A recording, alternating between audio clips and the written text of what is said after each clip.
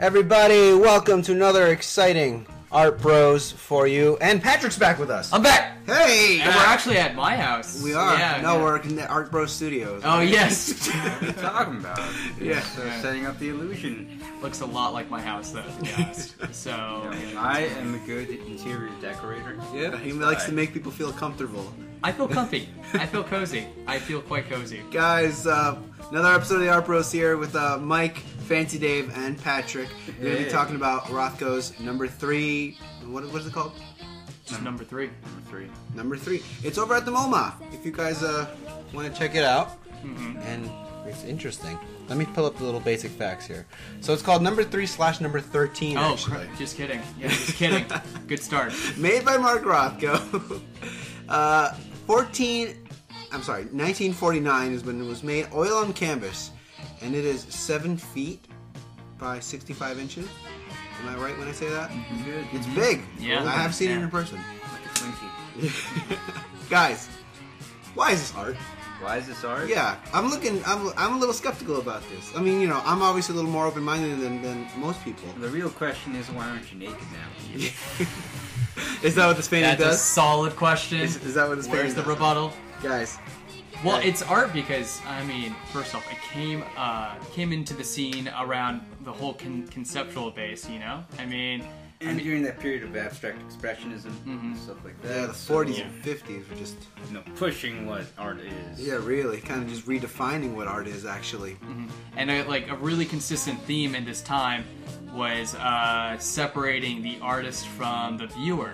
And that's kind of like that's one of the really cool things about Mark Rothko's pieces. What do you mean separating the artist and the viewer? He did not want to have himself in the piece. He wanted the piece to be interacting with the viewer rather than a three-way between the artist, the piece, and the viewer. Oh, interesting. Yeah, which is really neat. But to achieve this kind of like...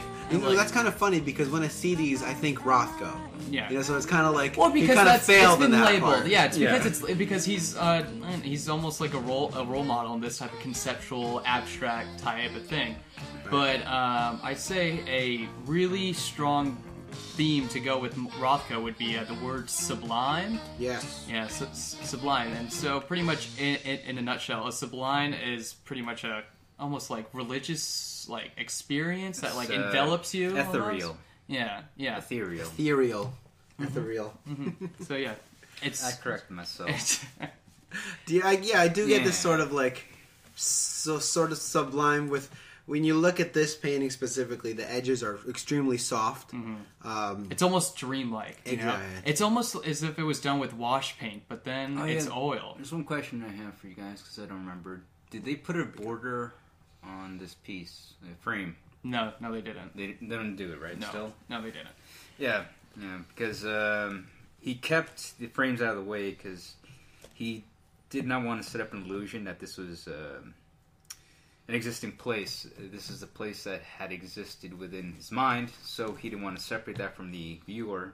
Mm-hmm. So henceforth, he didn't frame it. So he was kind of, by not framing it, he was kind of inviting the viewer to kind of step into this world. Yeah. This world. So this technically is like, he's not saying that this is my world. He's saying this is a world that exists that we're all a part of. He wanted to provide an experience for the viewer. He wanted them to get almost enveloped into the different layers of paint and almost create this type of scenario that can be like unique. The way it was presented, like without frames and hanging low to the ground. So. And it's huge. Yeah, it's huge as well. Kind of like a portal, like a doorway of sorts. Mm-hmm. And you want the best thing to do if you ever see one of Rothko's pieces in person is you get close up to it. Yeah. So it just takes over your eyesight.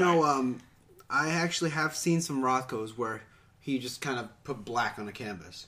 But if you get straight up to it, if you go straight up, put your really get in as far as the museum will let you at least. Yeah. So you can see the Reinhardt. Reinhardt, that's what I'm thinking of. Yeah, that's exactly what I'm thinking of right now. Is Reinhardt. If you go up to his pieces that just look like black canvases, you go up to him and you observe. You'll see all the subtle differences. And I don't know if Rothko was aiming for the same thing. I don't think. There was that period where he went really dark with his colors. Well, that's right. Like I was saying, he did do a series of like pretty darkly toned canvases. But yeah. Well, going back to this piece, we have this kind of column of colors, sort of reacting to one another, vibrating. Well, okay, the green is the only vibrating thing I see. It's kind of creating this sort of like flicker. This flicker, yeah. Kind of like when you're looking at 3DS and you start moving. Yeah, just gonna be sick. When I first was learning about Rothko, I always found I was kind of like, well, you're skeptical. I'm skeptical about most contemporary pieces, to be honest, at first. Right. And then once I get past that border of like, all right, I kind of understand where they're coming from, and then I get past that, I'm like, oh man, this is so cool. This is so neat. But because when I first looked at this, I mean, the colors, to be honest, they aren't that pleasing. They're not. You know? In fact, like we have harmonious. We have solid colors, and dividing the canvas is that white with orange and lavender in it. So I would not consider these colors visually pleasing at all. No. What are you talking about? Look at that. I would totally wear that. I love Mark Rothko. Yeah, I love it. So they're not visually pleasing colors.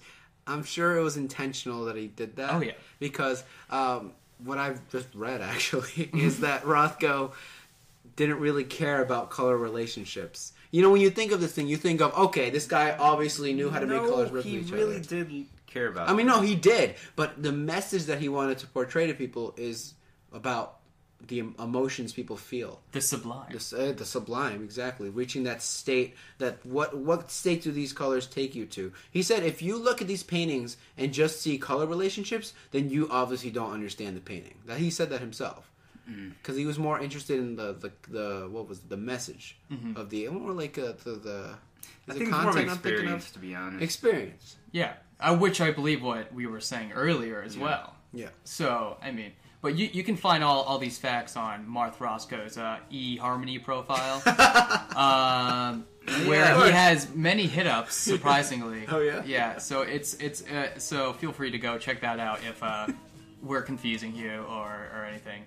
That's what I love about you, Pat. When we start getting like really deep, you kind of just bring us back to like, this is the art pros. Sponsored by eHarmony and AmishSingles.com. Amish thing. What would Amish need? But anyways, it's the traffic there isn't too bad. So yeah, of course. So Rothko was around when this whole movement of abstract redefining what painting is. Yeah. He's definitely a name that you guys should remember, along with Pollock, along with give me other names, guys. Duchamp. Well, Duchamp was more like early, very a lot earlier. I guess affected by that kind of thing. Yeah. Dali, definitely Dali. Dali was Dali was more of a surrealist guy. Yeah, but I kind of feel like we're like on the surreal except this is abstract. That's all right. Yeah. So maybe not. I just kind of thinking Reinhardt. Reinhardt. Newman. There's Newman as well. Newman. Actually, there's this piece beside Rothko's at the MoMA, and I'm pretty positive it's a Newman's, but it's that big red canvas, like huge. Yeah, I got and all that. So, but pretty much you can relate it to him as well. So, guys, go check this out at the MoMA. If you're still skeptical about this, because it's obvious, it takes some getting used to. But if you get to see one of his pieces, get up close. Yeah. Hug it. Lick it. Yeah. You may not like the taste, but it's acquired after a while. Take on a date. It's like a beer, who likes beer when they first start off? Just acquire that taste and you'll be all set. So, anyways, anything else being said? I think that's about it, right? The sublime. That's pretty much all I have to say about it. Yeah. Emotions. Me. Emotions. Experience, emotion. eHarmony.com. Guys. Don't knock it till you rock it. So, that being said, Art Bros out. Out. Yep.